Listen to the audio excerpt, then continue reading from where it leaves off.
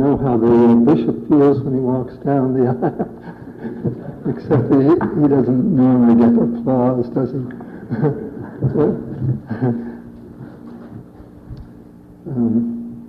Maybe if he had taught English at UPI in St. Dunstan's for 49 years, it was not 50, you would applaud him too. About the book, since he mentioned it, I'm reading it through myself for the last time, I hope, and all goes well next week. By the end of this month, it'll be going to our publisher.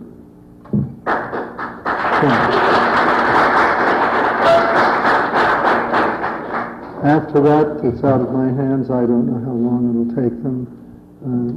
When manuscripts are submitted like that, they have their own schedules of what books will come out at what time. So you get put on a shelf, I guess, and as one book comes out, the whole shelf moves up a notch. So eventually, we hope it will come out.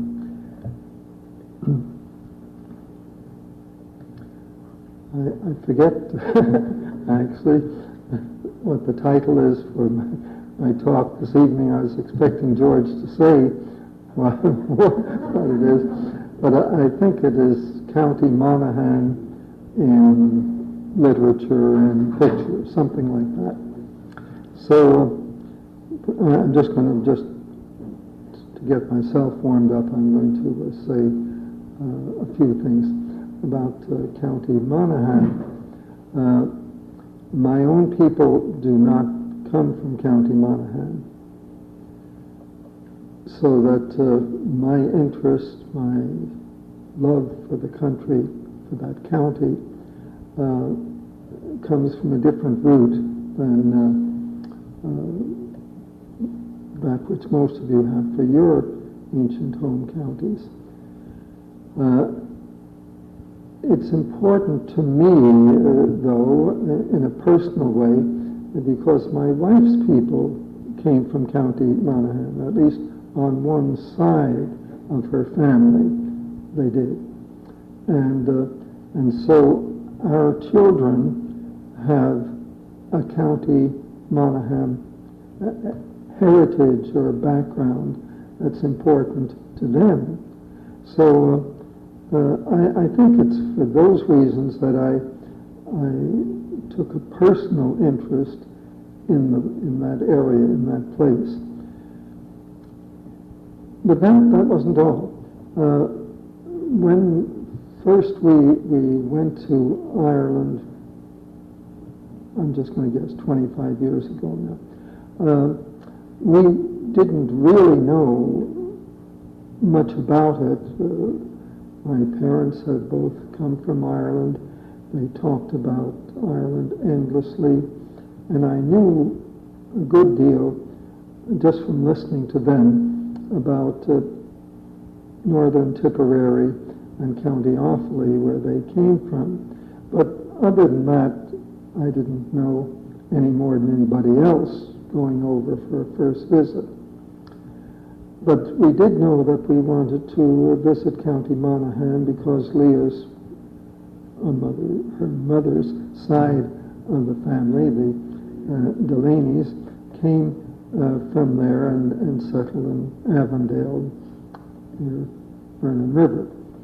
And so we wanted to visit for that reason. There's another reason too, and that was that I had observed in my teaching days, actually from probably my first week teaching at St. Dunstan's, that there were many Irish names on my roll call.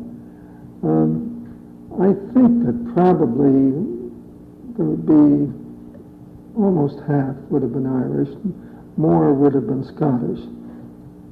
Anyhow, I did notice this, and then the more I got acquainted with people, the more I found that so many of them who were Scottish had an Irish mother or an Irish grandmother.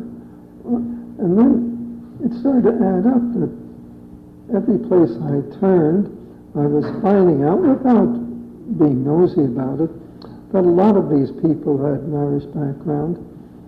And as I traveled around the island in those first years, usually friends took me out and around. I didn't have a car of my own.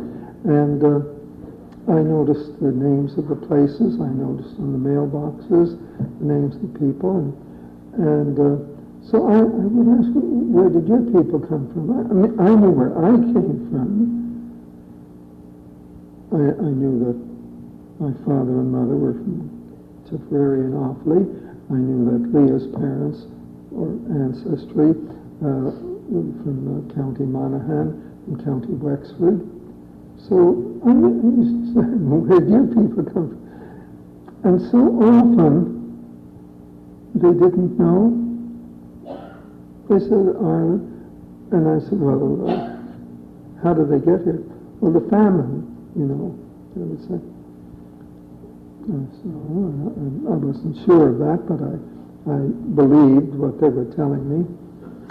And then I went around to the graveyards, the churches first. And I looked around the grave, and once when I said County Monaghan. I began to catch on, you know, that there are a lot of people here from County Monaghan. And then I think it was around 1970, let's say,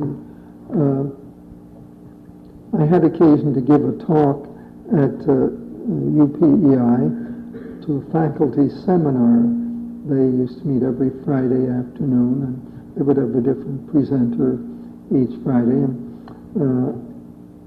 I guess I volunteered, or my turn came up anyhow. And I'll talk about Irish place names in Prince Edward Island. And I was amazed at the response. People came up to me and said, never heard such a thing, didn't know. You know, I had 135 place names that had Irish relevance. Not that they were names taken directly from Ireland, there were about 30 or so of those, but when you get the names of various roads and places and lakes and so on, it added up. And anyhow, a number of them said, you should continue with this. You should do it. And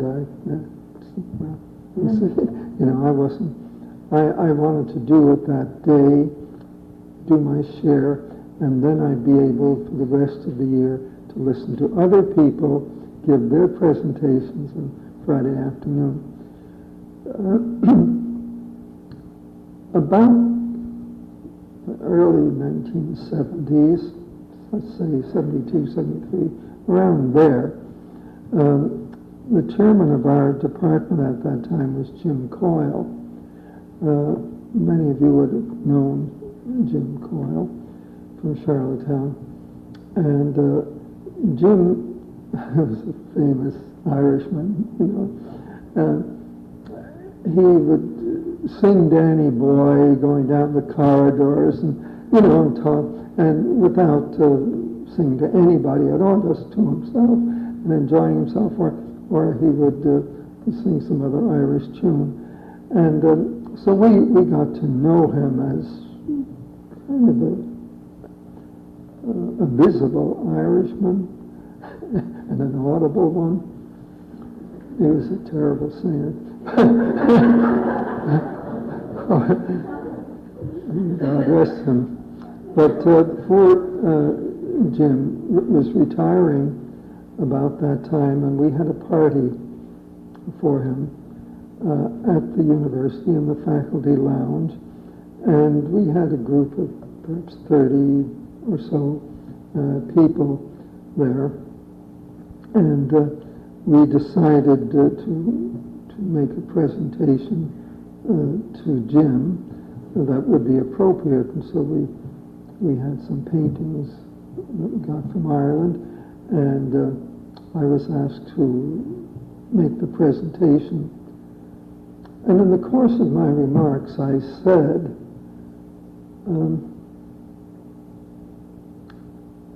somebody should write a history of these Irish people like Jim and his family. And when I went on a little bit like that, and that I noticed a lot of Irish names. And somebody should do a history of these people. Nothing has been done. And this was toward the end of our party, and people had 2-3 drinks by that time.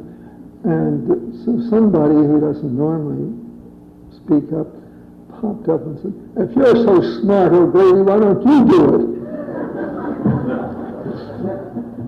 Felt pretty proud of himself. And I started the next day. So it was 30 years ago. One hell of a book. I tell you. I shouldn't have agreed to it. I shouldn't have persuaded myself. Anyhow, I have a good deal in that book about County Monaghan, because there's a good deal to say about that county and people from that county. Now, I'd like a show of hands. How many of you here have County Monaghan background? I'm just going to look around. It's, well, a third of the people at least. That means not necessarily, just if one of your grandmother or somebody like that. Okay, we usually have more than that. About 30%, or let's say 1/3 of the Irish people who came to Prince Edward Island and settled here came from County Monaghan, which is fairly representative in this audience. And you would want to know where the others come from. Well, there are 32 counties in Ireland, and there are representatives of every single county in Ireland in this little community. I doubt that there's another place in America or anywhere else outside of Ireland where that can be said. Every single county, 32 counties. And so on our memorial down at the waterfront, you'll see all 32 counties represented in the circle of the counties, so that everybody, every Irish person in this province is indeed represented, and it may indeed stand on the very soil, the stone of his or her ancestral county, right down at the waterfront. There are many other things that we found out the more we looked into them and studied them, but the one that I'm going to concentrate on today is County Monaghan. So let's get on with that. Now, you might have, those of you who were here early might have noticed that I'm rather technologically incompetent. It was English that I taught, literature, but anyhow, if things work out, we'll be able to show.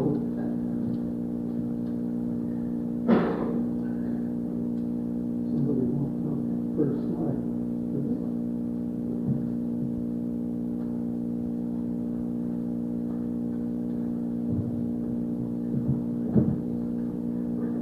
Where did it go, George?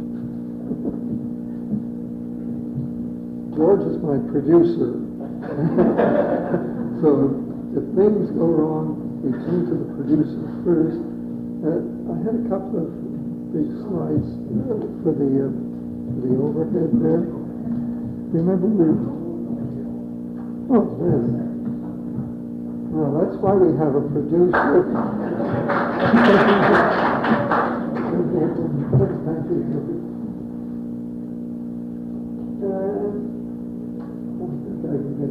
side up myself.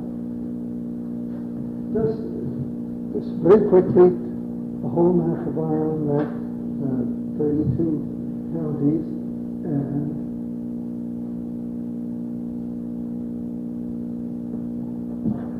you can see that it's divided into the 4 provinces of Ireland, and then the 4th province in the north has a subdivision in it that is marked off with an orange line, so that you have the 6 counties of the northeast. But that's Ulster, nevertheless, those 6 counties, plus Donegal, Monaghan, and Cavan. So really 9 counties in Ulster, despite what the newspapers say. The 6 that are in the subdivision of the upper right-hand corner. And so you see that County Monaghan is a county in Ulster. And it's very important that you understand that, because so many people don't. We're talking about when these settlers came out here in the early 19th century. The division that you see there now, this political subdivision, did not exist. And so Monaghan would have been considered one of the 9 counties of the province of Ulster. And the Ulster experience is different from the Leinster experience, different from Munster, different from Connacht, altogether different. If you grew up in Ulster, you would know that you were in a special part of the country, just as the people of Wexford, you know that Wexford is a very special place. And if you travel around Ireland, you'll see not only is the topography of the land different, the geography is different, but the people look different. They have a different way of using the English language, and in some places they speak the Irish language, and their names are different in the southeast and from the northeast and so on. There's a mixture of cultures within the nation of Ireland, and it's fascinating. It makes for such interest. So to speak of the Irish immigrants, holus bolus, is to betray an ignorance, or it's blameworthy, but an ignorance of the fact that Ireland has this great diversity within it. And that diversity then is revealed as these settlers come out and come here. The Irish culture of Prince Edward Island is quite different from that of Australia, let's say, though there are Irish people. They're very different from the Irish culture of Boston or Philadelphia, because the environment has an influence upon culture too. So what we're going to look at is one county only, County Monaghan, the 3rd smallest county, and it's only a little bigger than half the size of Kings County in Prince Edward Island. So it's a relatively small place, but it had a profound influence upon Prince Edward Island. Until the Monaghan people arrived here, the Irish community was scattered from one end of the island to the other, and politically was ineffective, socially scattered.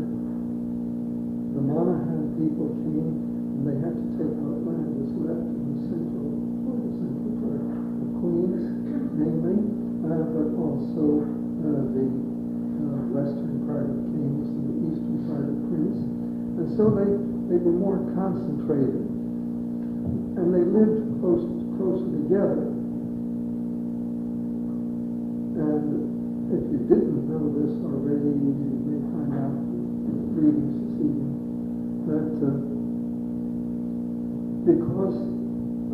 experience of life, their history in Ireland, they were a tough people. They took no guff. They were the gentlest, kindest, sweetest people, fun-loving. You couldn't have better neighbors or friends, but you cross them and you're in for a fight. And this was, I regard this as a virtue. I don't know how you people respond to it. When I studied this and came to understand what happened in Prince Edward Island after 1830, a large part of it is explained by the fact that these people came here to establish their freedom, their liberty, their homes, their opportunities, and they were not going to let their equals stop them. All right? And they did achieve it. And everybody, all the Irish people got on the bandwagon. They all worked together to achieve the equality that the Irish people finally attained in Prince Edward Island. They didn't have it at the start. All right, so they come from this one little county, and you'll notice it's an inland county, so we have to explain how in the world did they get over here. It's easy to see how people could come from County Cork, or from Wexford, or from Dublin, or even from Galway. You know, there's great big seaports. But how did these people get here is another question. Well,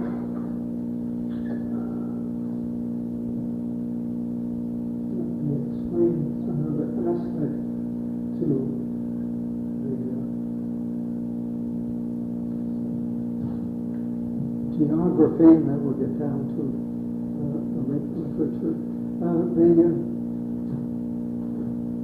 This is County Monaghan now, and you see it's divided, subdivided into 5 baronies during the British occupation. That's what they did. And the lowest one there, Farney, happened to belong to Lord Essex. And he did some things that the Queen didn't like, and she called him home and chopped his head off. But anyhow, the Earl of Essex, Farney, but these were divided up, parceled out to the favorites of the crown at the time.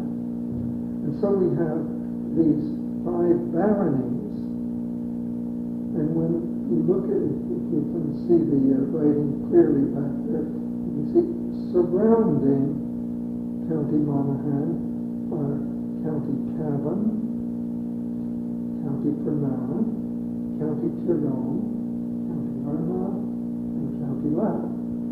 Right? So they have all these neighbors. And when we speak, and when I wrote about the Monaghan settlers, I didn't go into great detail, I just explained. We're using the term Monaghan settlers to refer to the group mainly from County Monaghan, but their neighbors also joined with them. So that here in Prince Edward Island, because a person lived in Vernon River, you wouldn't say, but that's not Kings County, you know what I mean? You would say, well, sure, why not have cousins there, relatives, why not visit them? And so it is over in County Monaghan. There was no barriers to keep them out. There were no checkpoints or anything like that. And so the lines were like the county lines here on the island. You just drive over them. If you didn't see the sign now entering Kings County, you wouldn't know the difference. And so too over there, except that at the moment, the formality crossing borders. Well, there was the last time I was over. But within the county now, just look at some of those names. You'll see up in the barony of True, T-R-U-A-G-H, but it's also spelled T-H-R-O-U-G-H, various spellings. We'll call it True. There's the village of Emmydale, and we have an Emmydale here on the island. And when I first asked people about Emmydale, they said, how it got its name, they didn't know. So I went, it's a cute little name, isn't it? What's wrong with it? I didn't say anything was wrong, I just wondered how it came to be there. Well, I found out. And that's where it came from, County Monaghan. And then once you do that, then you look at the names in Emmydale, Prince Edward Island, not necessarily in the year 2003, but let's say 50 years ago or more, and before all the moving around and immigration and so on. And you see over and over and over again the same names that you see in County Monaghan. And you say, that's where you got the name, and that's where you people probably came from. And Glasslock, that will figure in our talk later on. And then in the barony of Monaghan, you can see Monaghan Town, Holland, and Clontibret. These are places where the settlers came from. Over in Dartry, you see Clones, over near the border of County Fermanagh. And then the other places, Castle Blaney, a few people came to the island from there, besides McGoldrick. A few came from Castle Blaney, but not many. And I think there was only one or two from Carrick Cross, and one or two from Inishkeen down south. But 3,000 came from Trua and northern Monaghan, from that area. So, in a way, it almost cleaned out the parishes of it. It sent 3,000 people to Prince Edward Island, not counting the Monaghan people who went to New Brunswick, north of Moncton, or some, and to Miramichi, and to the United States, Providence, Rhode Island. There's a huge County Monaghan contingent down there. So we got to, in Prince Edward Island, 3,000 or so of them, and then picked up along with them once they started to come people from Tyrone and Armagh and Fermanagh and so on. Not so many from County Loud or County Hadley. Okay, let's see what we have over here.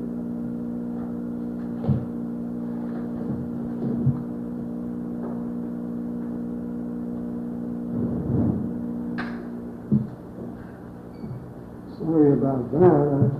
I was wrong. Okay, there we are. If the picture isn't clear, would you let me know? I just had a couple of these little cataract operations, and I can't see as well as I will in 3 more weeks. Okay? And so I look over the top. Those of you who had that operation know it.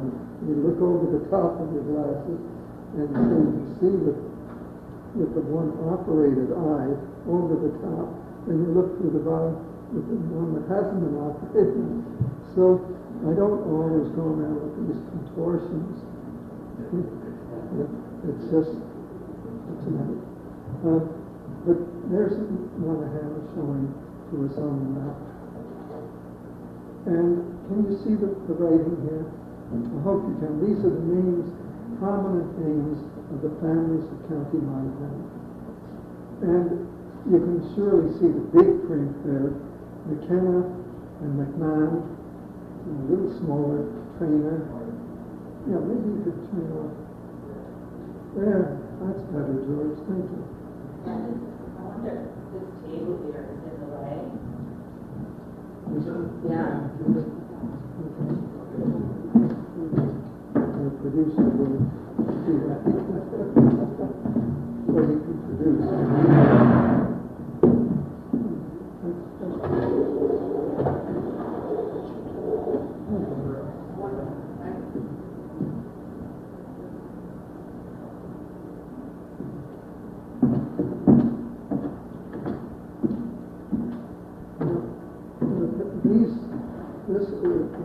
All the names of County Monaghan, but it gives you the principal ones, and this is a key to our understanding of that county.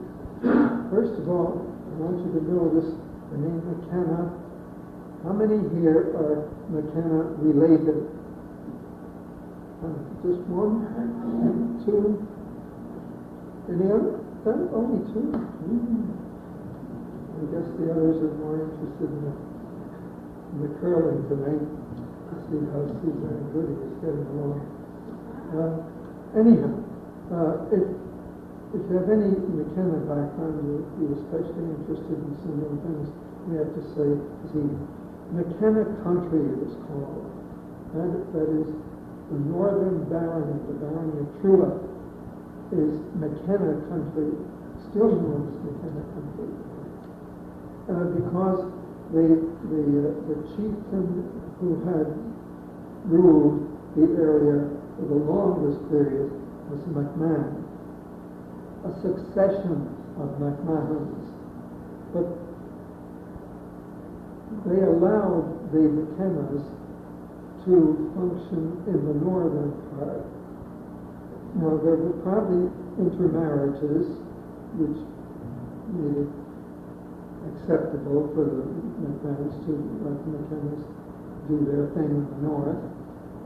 But aside from that, the McKennas were a strong tribe of people too. And although the McMahons were the top guns, if you might say, the leading ones, second in numbers and strength and in the history of that county, Oriel area, there would be the McKennas. You shouldn't be surprised to find that on Prince Edward Island there are many McKennas, and there were many families that came out from there by that name. And their cousins, the trainers. How many trainers have we here tonight, or descendants of trainers? 1, 2, 3, 4, 5. Okay. I'm afraid to ask what part of Scotland the rest of you guys come from. Anyhow, McKennas and trainers and McMahons, but without my calling out all those other names, I think most of you can see the most numerous name in County Monaghan is Duffy. That is, if you were to do the census, as they did not terribly long ago, you would find there are more Duffys than the next in line. But if you go up to the northern part of Monaghan, up to Trua Barony, you'll find that the McKennas outnumber them, and the trainers do as well. But then it's in the rest of the county.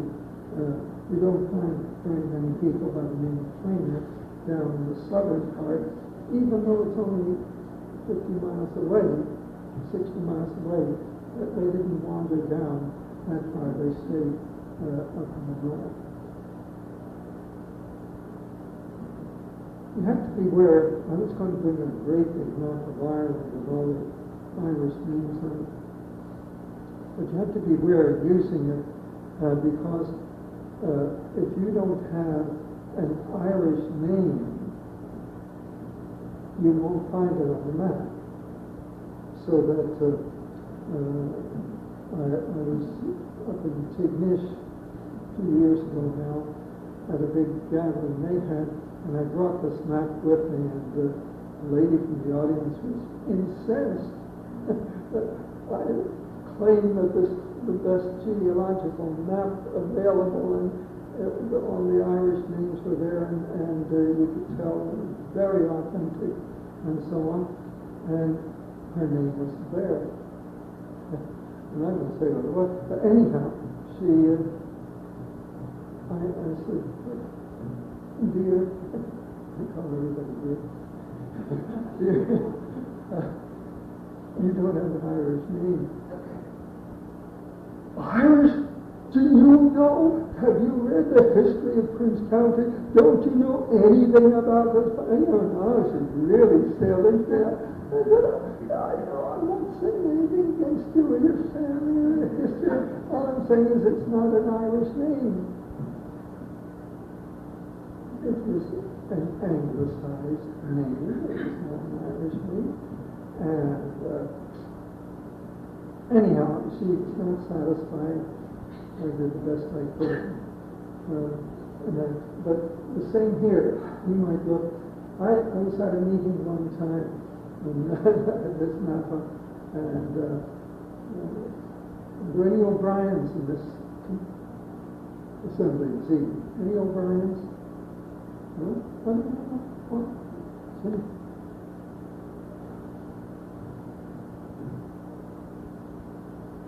All right. It's unusual not to run into O'Brien. But anyway,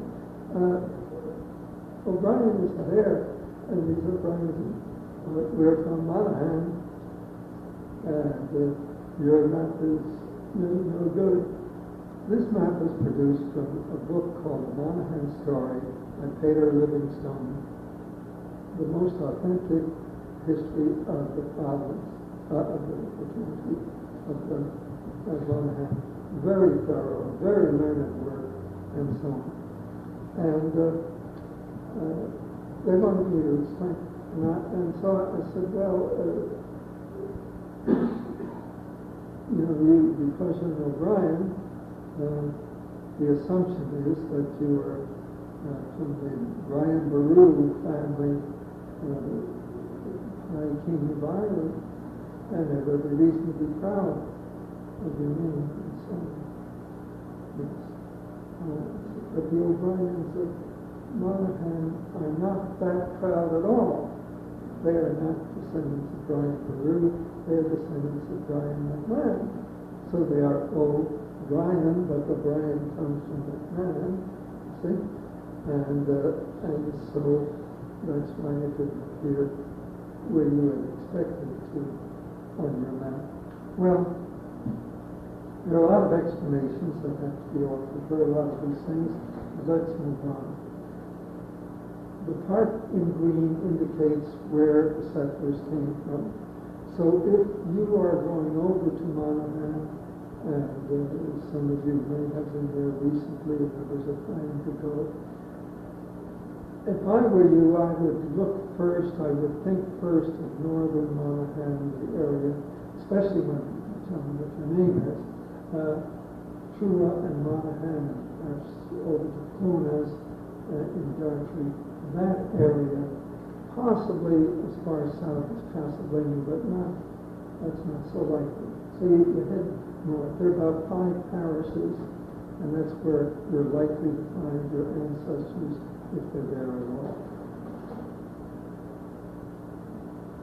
The first visit my wife and I made to County Monaghan.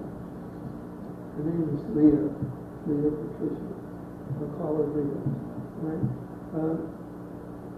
The first visit we made, we just entered County Monaghan, just crossed into Monaghan, and there was this beautiful rainbow. Imagine the exhilaration, We are here, we're home, and we have a welcome. Wow. It was really exciting. It was 25 years, so I can't quite duplicate the excitement that we had at that time. We were going over to Inchkeen because I had studied the poetry of Patrick Kavanagh and taken up in class with my students and so on. I wanted to see where he came from. And this is where he came from. That was his home, as the sign indicates. Once you're in English Keene, it's easy. You just, everyone knows Kavanaugh. And here was the dumpy old farm that he grew up on, Shanko Duff, in the little townland of Mucker, the place of the pig, Mucker.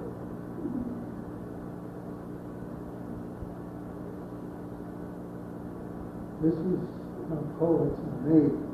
That's really not in libraries.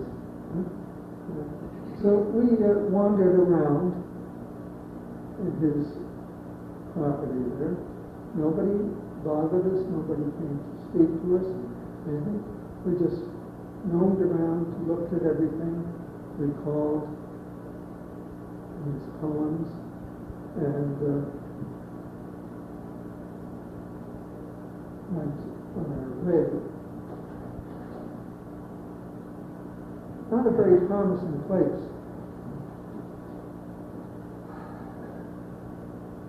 Well, I think since this promised to be a presentation giving some poetry too, we'll look at a few poems by Patrick Kavanaugh. We've seen the pictures, we've seen what we saw. It has been tidied up since then, somewhat.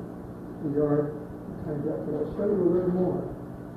This is where Patrick Kavanaugh is buried, near, just half a mile from home, his home.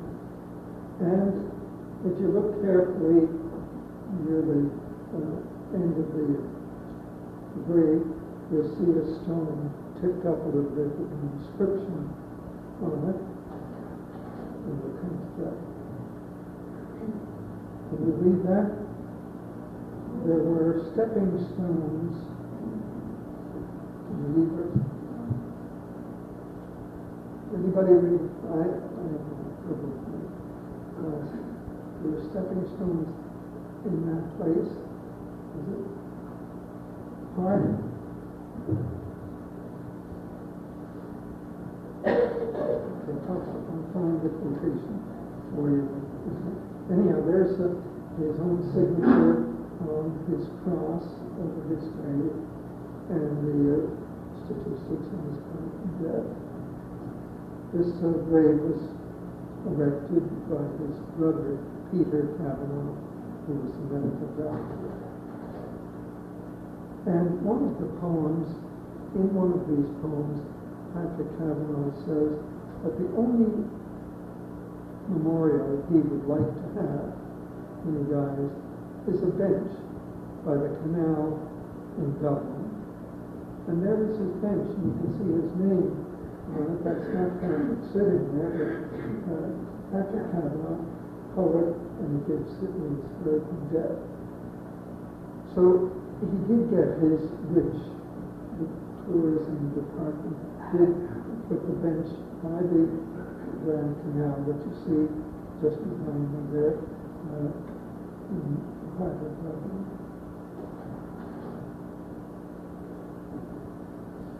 The countryside around Inniskeen is pretty poor country for farming or for anything else for that matter. And we move on up to Castle Blaney. This is the Catholic Church, Castle Blaney. And just behind it is the Church of Ireland, or the Protestant Church. And this is interesting that they should be abutting one another and mixed together. And I've been told that they share the same church bell.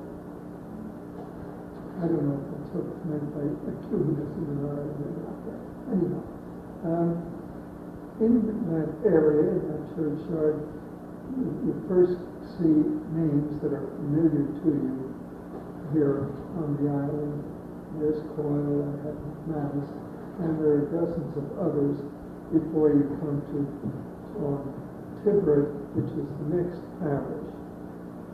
The Irish word clon is means field, and Tibber means well, so it's the field of the well on Tibber. And there's the Church of Ireland church. It's necessary that we show these images so that you'll understand the people who came out and the mixture of people. And there's the Catholic Church of St. Mary's, not far away, and the big Celtic cross, the name like Lana on it. And I think this, I can't quite read it, I'm sorry, but I think this is the tombstone of the family name Adam. And again, it's helpful to understand that in County Monaghan there are a number of Scottish names, Irish people with Scottish names. Irish, they've been there for generations. Originally, they may have come from Scotland.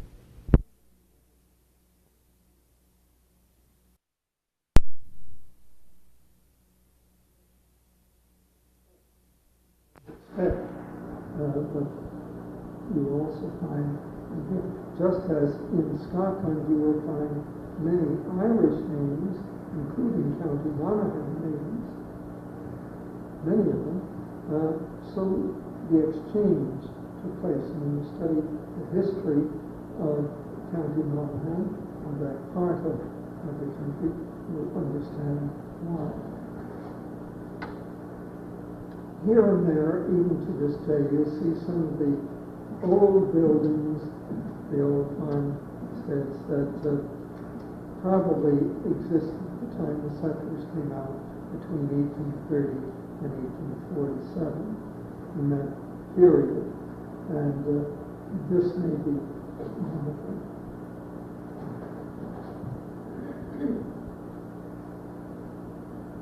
We have left Castle Blaney, now we're on our way north. And as we come along this road, we see in the distance a tall spire. This is all over Ireland, as in Prince Edward Island. Churches are landmarks. And so many people know where they are on the island without looking at signs, and they stop for certain churches or schools or some other public building. But churches abound, lovely churches here on the island, many of them all over, and so too in Ireland. And so one of the ways, of course you may not be used to driving on the wrong side of the road, as we say, one of the ways that you find your way, you look around, if there's a spire, oh yeah, it's such and such a church, and you can either head toward it or away from it, depending on the place you're going to. Now, I'm going to turn up the lights for a moment and just go to a few poems with you to show the relevance of the poetry.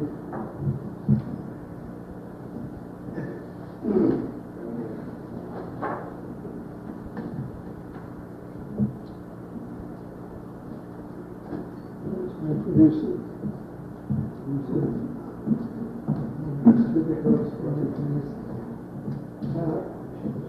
Yeah, okay.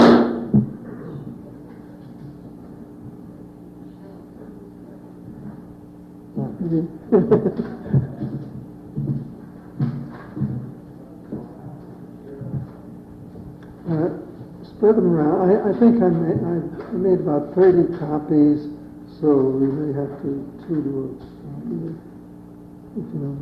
These are poems by Patrick Kavanagh.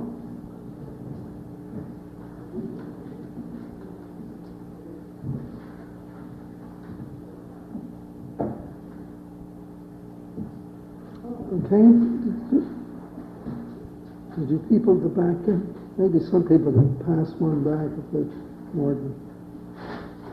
Yeah, sure. Some people back there may want. All right. These are some of the poems of Patrick Kavanagh that we used to take up in class.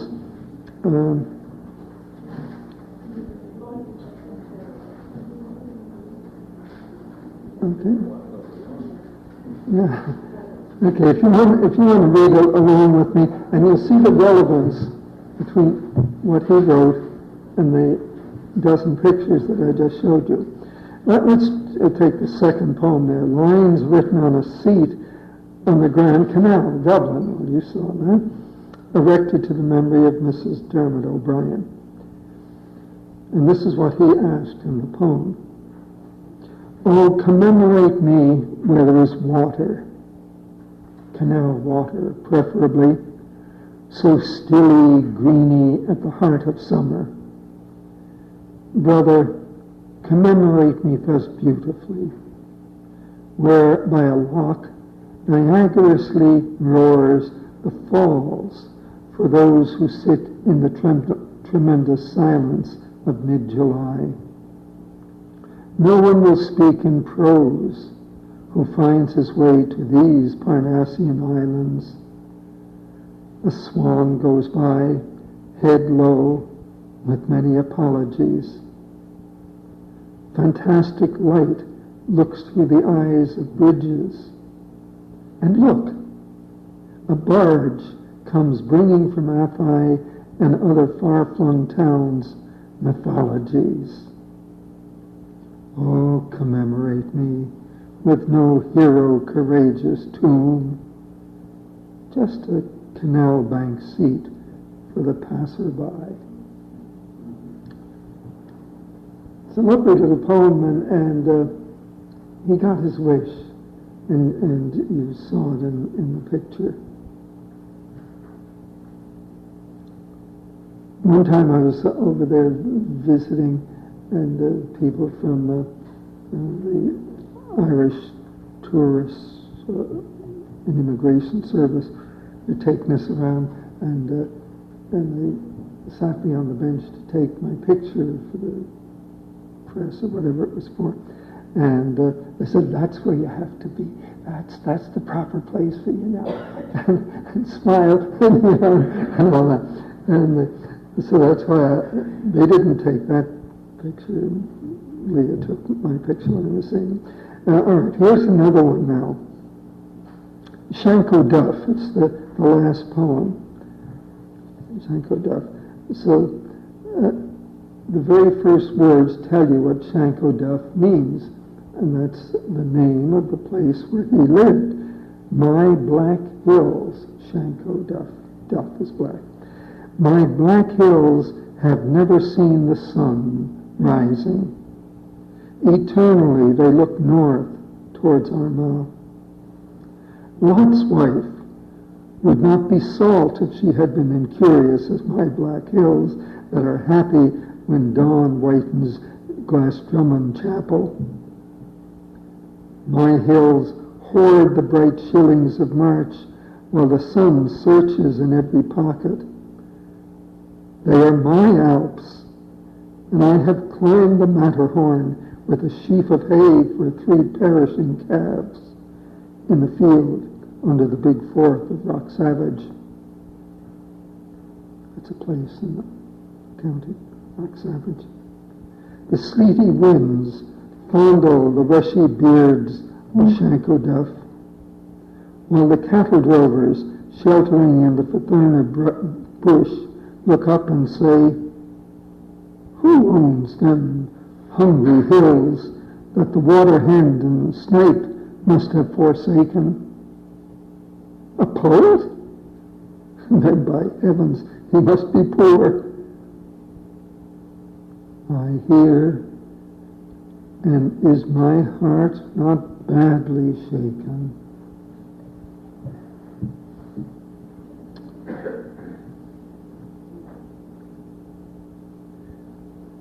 When he speaks of the stony grey soil, he's talking about County Monaghan. He identifies it in the very first line. But if you have traveled on foot through the county, you know this is accurate. O stony grey soil of Monaghan, the laugh from my love you thieved. You took the gay child of my passion, and you gave me your clod conceived. You clogged the feet of my boyhood, and I believed that my stumble had the poise and stride of Apollo, and his voice my thick-tongued mumble. You told me the plow was immortal. O green life-conquering plow, your mandrill strained, your coulter blunted in the smooth lee field of my brow. You sang on steaming dunghills a song of cowards' brood. You perfumed my clothes with weasel itch. You fed me on swinish food. You flung a ditch on my vision of beauty, love and truth. Oh, stony, grey soil of Monaghan, you burgled my bank of youth. Lost the long hours of pleasure, all the women that love young men. Oh, can I still stroke the monster's back or write with unpoisoned pen his name in these lonely verses, or mention the dark fields where the first gay flight of my lyric got caught in a peasant's prayer? Mullahinsha, Drummerill, Black Shanko. Wherever I turn, I see in the stony grey soil of Monaghan dead loves that were born of me.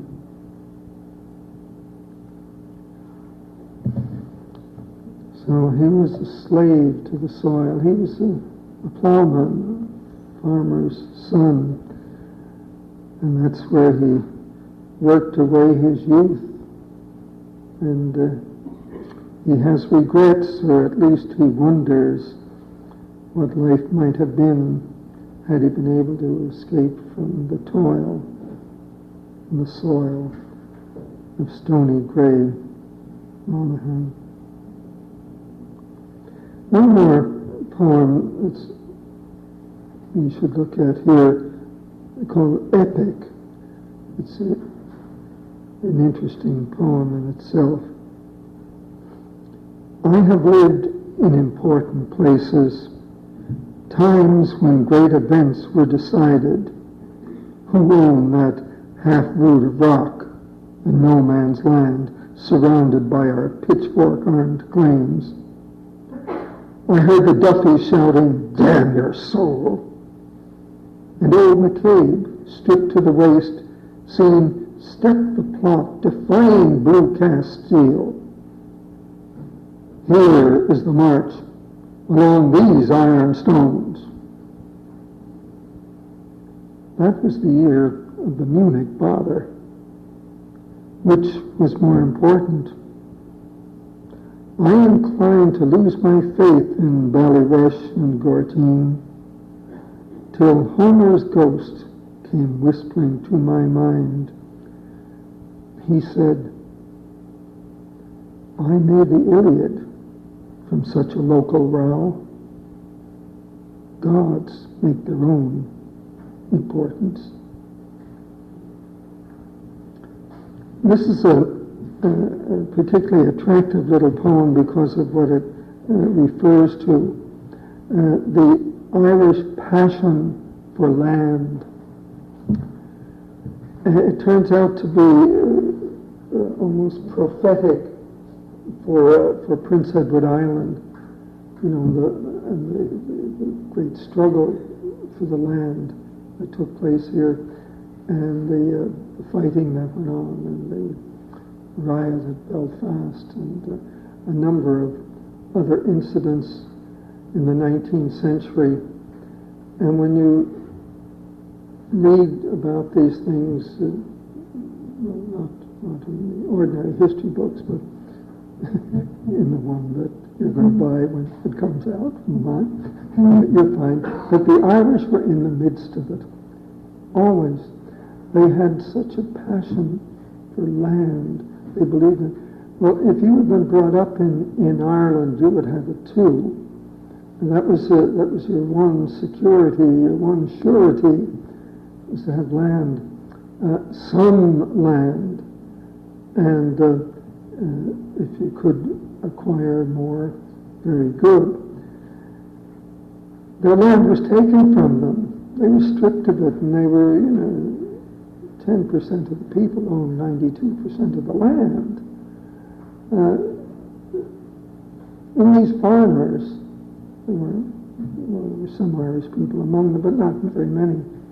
And so land became more precious than gold. It was their gold. And so when he says these two, the Duffys and the McCabe's, are fighting over a little strip of land, where's the border here? Where's the line? Who moved the line? It belongs along those stones, and you know it, aim at that tree and all that. He listens to them, and then he says, and this was going on the very year that Hitler came to power, the Munich bother, he calls it. I think that this great event that was going to affect the entire world was happening, and these two guys were arguing over where the line between their fields was. Well, he asks the question, he says he's prepared to lose his faith in Ballyrush and Gortine. These are two townlands nearby.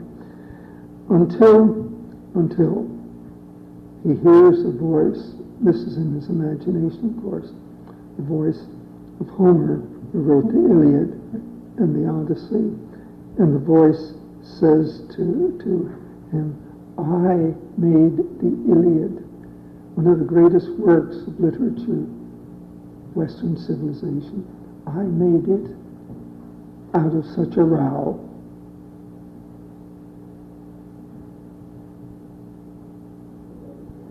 And he realizes,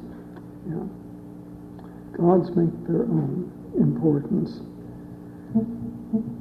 And so it was for McCabe and Duffy that what they were fighting about was more important to them at that time than Hitler and Munich and Chamberlain and so on. Okay, these are some of the poems, and there are many of them by Patrick Kavanagh. I have a book of them here. And many of them deal with County Monaghan, not all of them as directly as this. But I want to tell you about that inscription on his tombstone, over his grave. It reads, there were stepping stones across a stream. Part of my life was there, the happiest part. So that's his epitaph. There were stepping stones across the stream. Part of my life was there, the happiest part. Back in the old gray soil of Monaghan. Okay. I'm going to lead into a series of pictures, photos that I took in the north of the county by quoting from Charles Gavin Duffy. Charles Gavin Duffy and his famous book,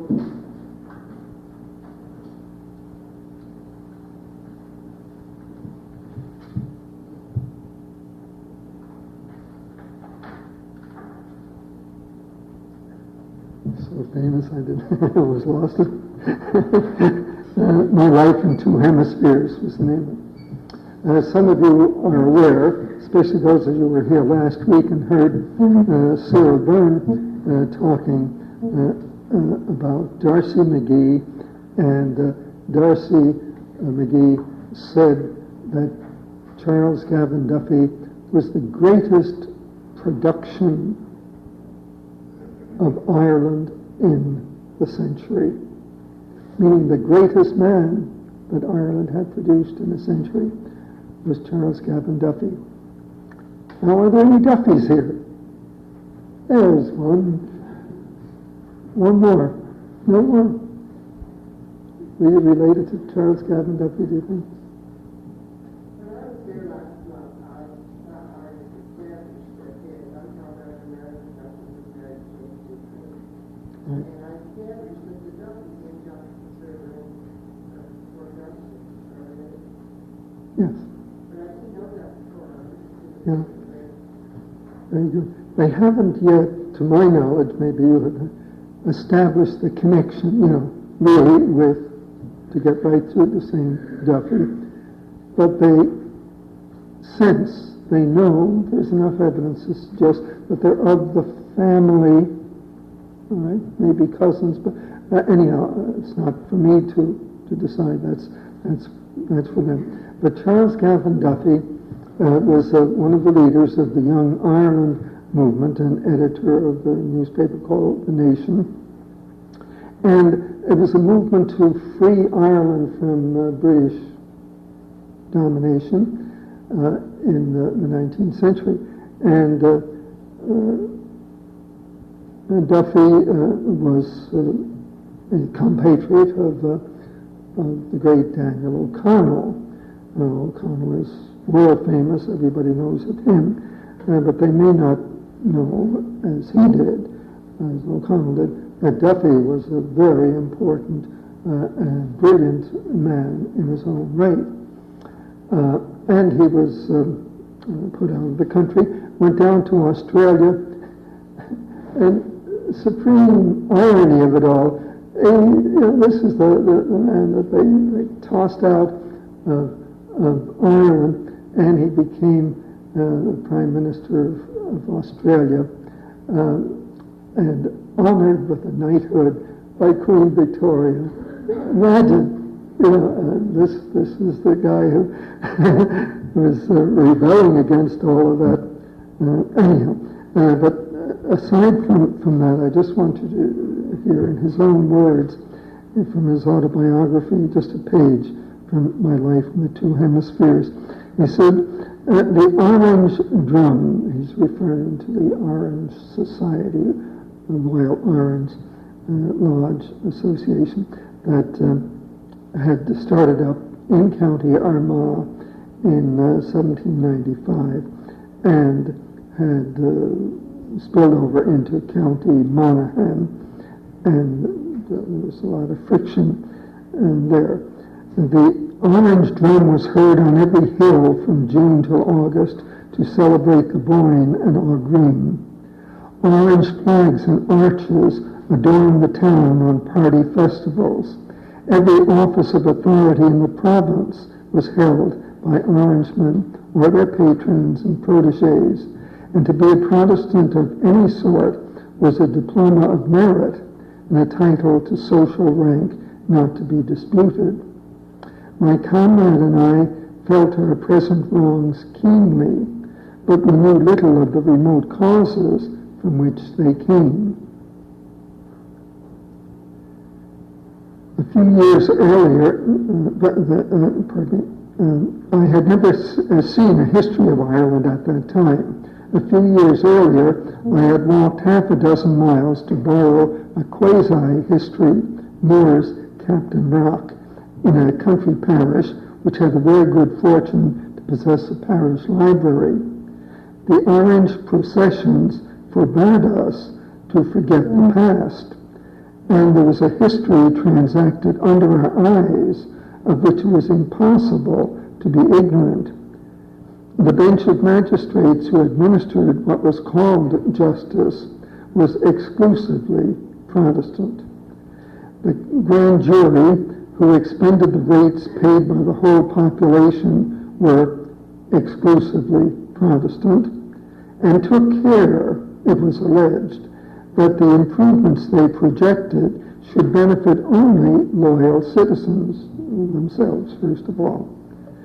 There had been a corporation endowed out of confiscated lands, but the body had long ceased to exist, and its endowment had fallen to the local landlord, Lord Rossmore. You'll hear more about him presently. Lord Rossmore, who, to keep up the pretense of a corporation, still named the town sergeant and other subordinate officials at his sole pleasure. There was a corps of yeomanry receiving arms and uniforms from the state, which was called but occasionally for inspection. And as the arms were left with the corps permanently, every Orange Lodge had a liberal supply of guns and used them freely at their annual festivity. One of my earliest recollections is to have seen a butcher named Hughes shot in the public street before my mother's door by a government gun fired from an orange procession. Hughes had probably used some offensive language, or perhaps he had thrown a stone at the procession, and for his offense, whatever it was, the immediate punishment was death. He was carried to the grave in a coffin festooned with red ribbons to signify a murdered man, but there the incident ended.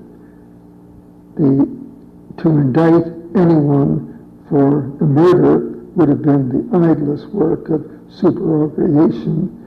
His comrades in the procession would not have given evidence against him, and his comrades in the jury box would not have convicted him. The ordinary result of a party conflict at that time was that if a prosecution followed, the Catholics were convicted and the Orangemen escaped scot-free, either by an acquittal or by a split jury. On such juries, a Catholic was not permitted to sit one time in 100. The town we lived in was an eminently historic one. This is Monaghan town. It was founded by monks in the 6th century, and it's heard throughout all the contests with England. During the Elizabethan Wars, it was frequently besieged, was occupied alternately by Irish and English soldiers down to the time of Cromwell, when Owen Roe was succeeded in command of the National Army by a Monaghan man, Heber MacMahon, chief of the MacMahons of Oriel, and at the same time the Bishop of Clogher. In 1798, the first martyrs for Irish liberty were 3 of the Monaghan militia, who were shot for being croppies. Of this history we knew little except what concerned the affairs of '98. Survivors of that era were still plentiful in the north, and the one old servant entertained me constantly in my boyhood with its legends and its traditions. She even dazzled me with the hope of someday being shown, quote, where the croppies hid their arms when the troubles were over, unquote. If I were a good boy and minded my books. But I suppose my conduct did not answer her expectations, because I was never shown the buried treasures. That's just one page from his autobiography. It's a 2-volume work, and as I say, he was eventually knighted by Queen Victoria for the great work he did for the Crown and for Australia.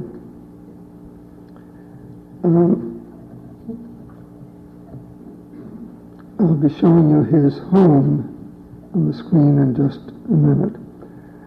I want to cite one other passage. I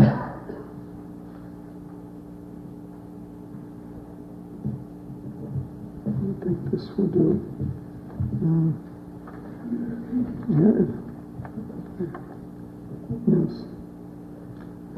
This doesn't relate to the one I just read, but it does relate to the pictures I'm going to be showing you.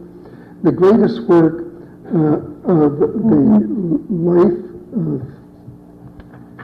let me go back and get his right name, I think it was Carol.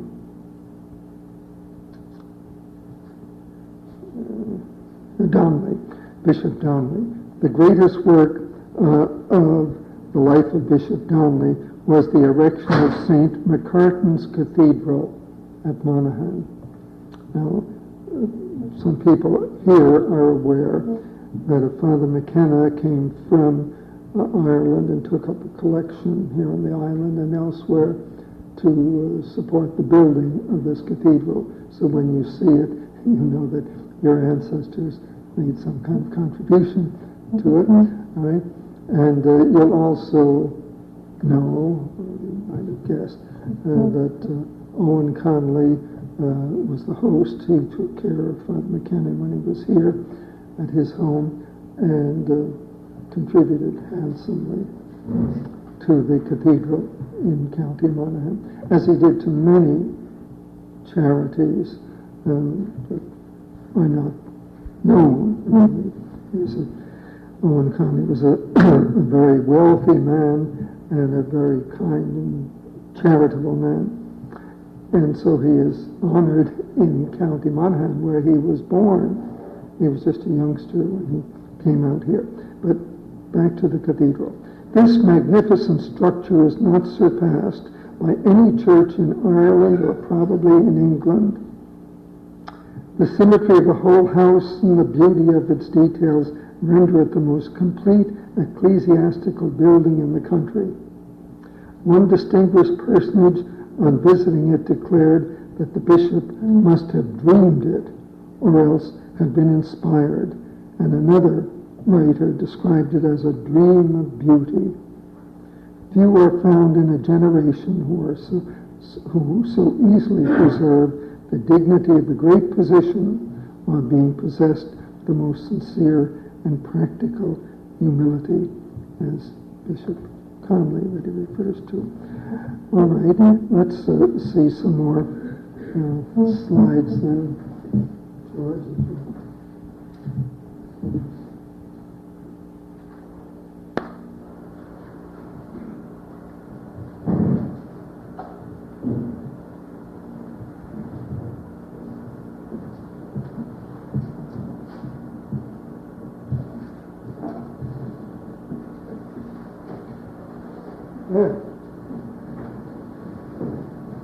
Okay, try to get out of the way. This is Monaghan town, and I'm going to move pretty quickly through the slides from now on. You see the Protestant church closest to the camera, and the Catholic cathedral, of which I just read in the distance on a slight hill. In this building used to house the tourist information office and some other civic offices. And if you look at the flag flying above it, what do you see?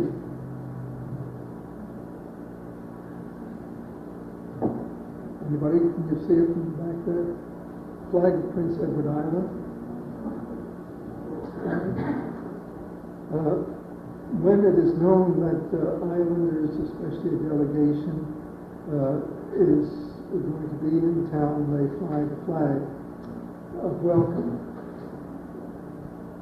Rossmore, Lord Rossmore, was the great landowner of this area, and he won part of the area in a card game from the Leslies of Glasslock. More about that a little later. This is the Rossmore Monument and drinking fountain in the diamond, as they call it, center. The Protestant church, the courthouse. This picture was taken when it was under repair. As you can tell, they were renovating at the time.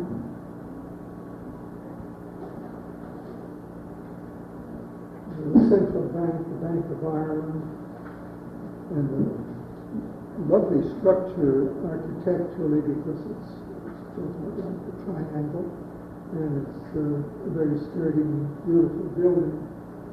My wife's ancestors were the stone cutters of the area and made the stone for that building. Here is where Charles Gavin Duffy was born. You see the sign on the building over the entrance to the cars going to the front and the back, saying that Charles Gavin Duffy was born there. This is the great cathedral of which we heard, the Cathedral of St. McCartan. McCartan was a big man who supposedly helped St. Patrick in carrying across the deep streams and things like that. He was a giant. And then St. McCartan, that's Bishop Joseph Duffy talking to some people in our delegation. They were over there 10 or 12 years ago. And the bishop himself came out to show us around his cathedral. They treated us as celebrities. It was hard to come back home and be ordinary people after the way they treated us over there. Anyhow, you see what a magnificent building it is. They have a saying in Monaghan, too, that only the most expensive stone was used. And of course, the Irish have a double meaning to most things. That thing meant it was a lousy stone. Most expensive in the sense that it has to be constantly worked on, and whatever they do with stone, something like a Roman cathedral downtown, it's going to cost a fortune to restore. But anyhow, this constantly goes on in this magnificent cathedral. It really is a beautiful building to behold, and it has a lovely setting.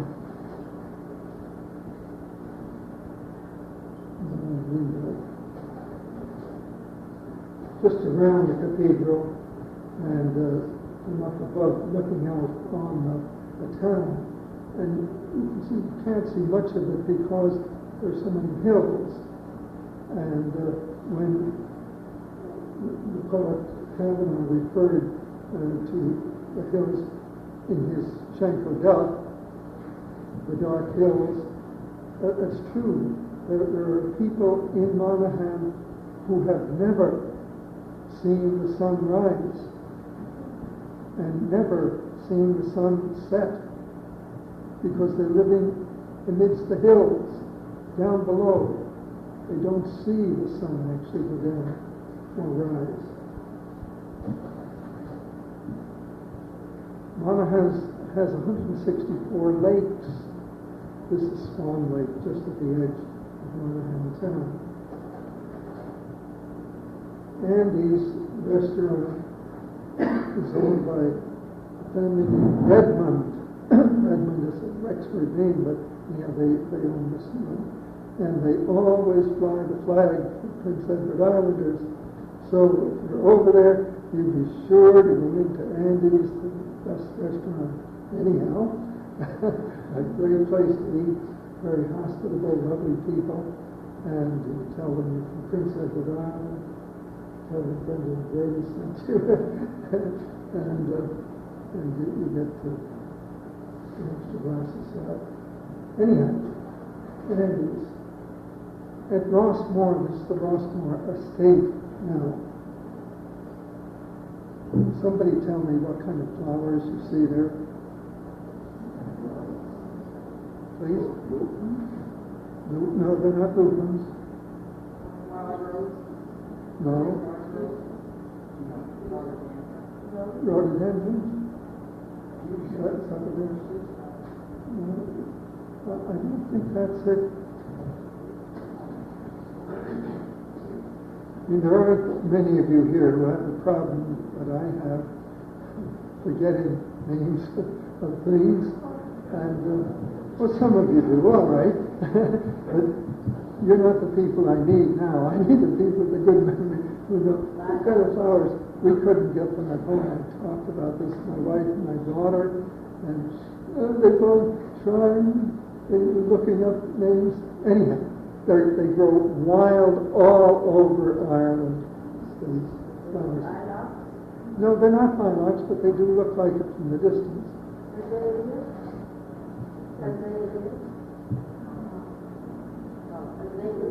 No.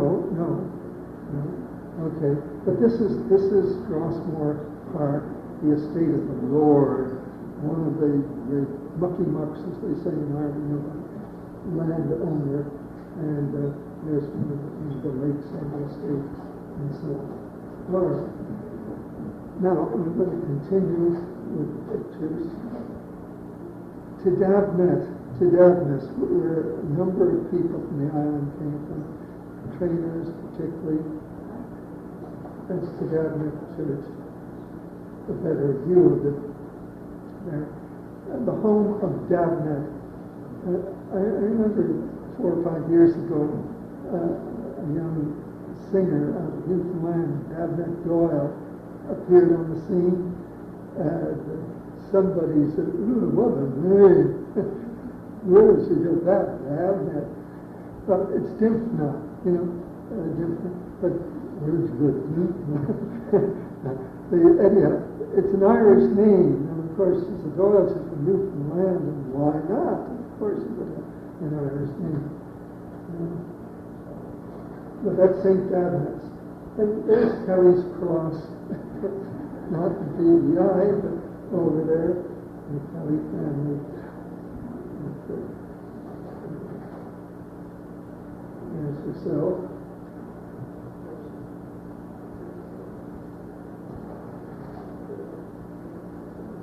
That's her home, and the people that you see there, I don't know if I'm in focus or not, but some of you may recognize them from the rear. If you sit behind the church or whatever, you might recognize.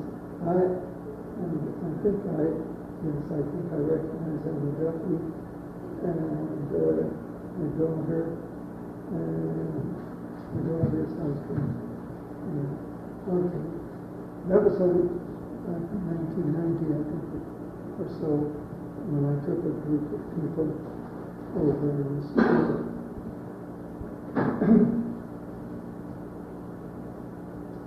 We went up to the Holy Family Church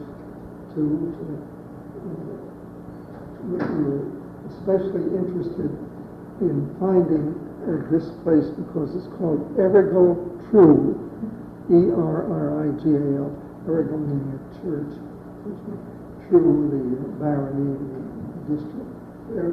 And I had seen this on tombstones and heard about it, so I had to look into it. And the interesting thing, when I went there, Leah stayed in the car, and I went up, and there were 5 guys digging a ditch. And I introduced myself. I always do it always the same way, and so should you when you're visiting Ireland. You finally get along beautifully. You say what your name is. You go up and you reach out your hand and you say, "My name is Brendan O'Grady. I come from Canada, Prince Edward Island." And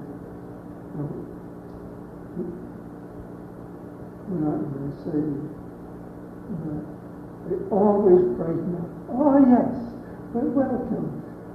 How long are you home?" And things, and then all of a sudden you're in, and you're having tea or whatever.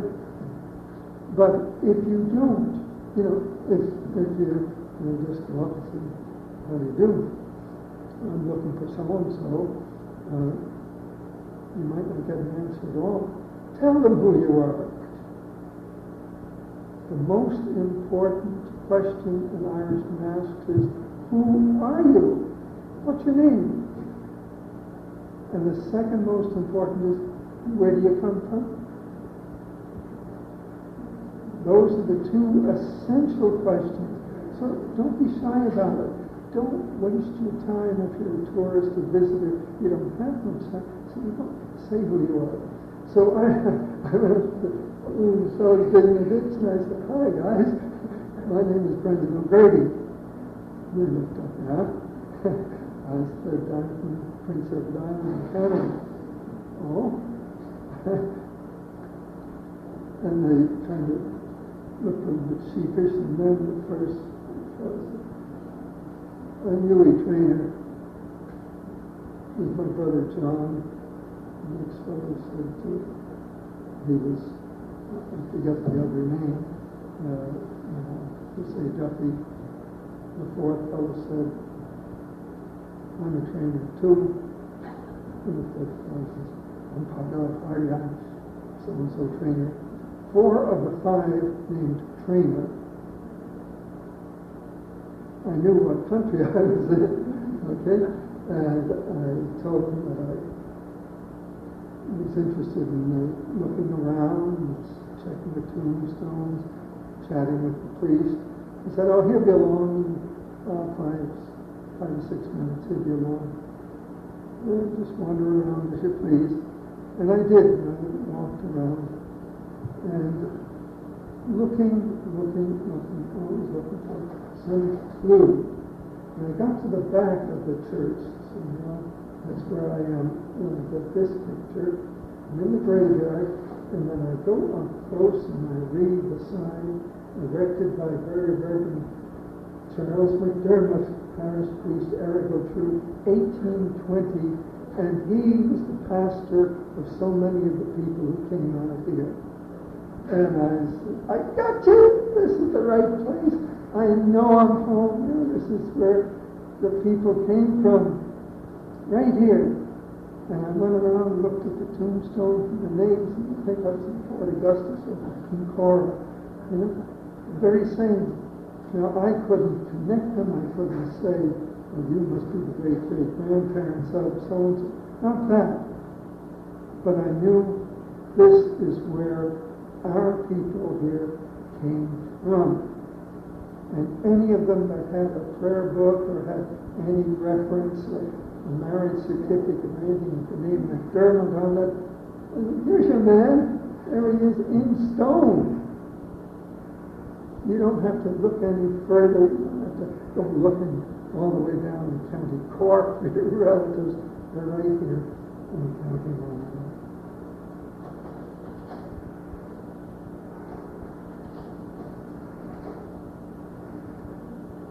Further down is another church, Cora Quinn, it's called. St. Patrick's Church. And we did the same thing there, except that in this place, as in 3 or 4 others I didn't mention to you, there was an elderly gent who came out of the church, and he had his beads behind his back, and he nodded to us, so we went up and gave him the usual. And